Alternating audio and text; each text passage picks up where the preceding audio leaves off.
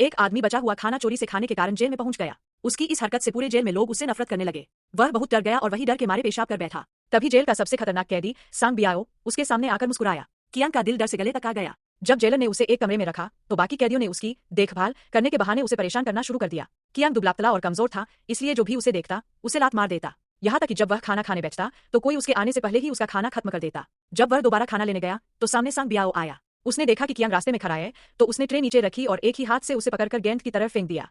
लेकिन किस्मत का खेल देखिए, सांग बियाओ को तिलचट्टों से बहुत डर लगता था। जैसे ही उसने एक तिलचट्टा देखा वह डर के मारे बेहोश हो गया। बाकी कैदियों ने सोचा कि कियांग ने उसे गिराया है।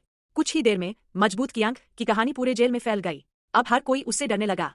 कियांग अब आत्मविश्वास से चलने लगा और उसके पीछे कैदियों की पूरी टोली लगने लगी। वह मैदान में घूमता, सबको आदेश देता और सब उसकी बात मानते। फिर एक दिन उसकी फिर से मुलाकात सांग बियाओ से हुई। सांग बियाओ डरते हुए उसके पास आया, यह देखने की कहीं उसके पास फिर वो तिलचट्टा तो नहीं। लेकिन जैसे ही उसे तिलचट्टा नहीं दिखा वह हमला करने ही वाला था कि अचानक कियांग के सिर से एक तिलचट्टा निकल आया। सांग बियाओ फिर से डर के मारे गिर पड़ा। इस बार कियांग ने उसके गले में पट्टा डाल दिया और उसे अपना नौकर बना लिया।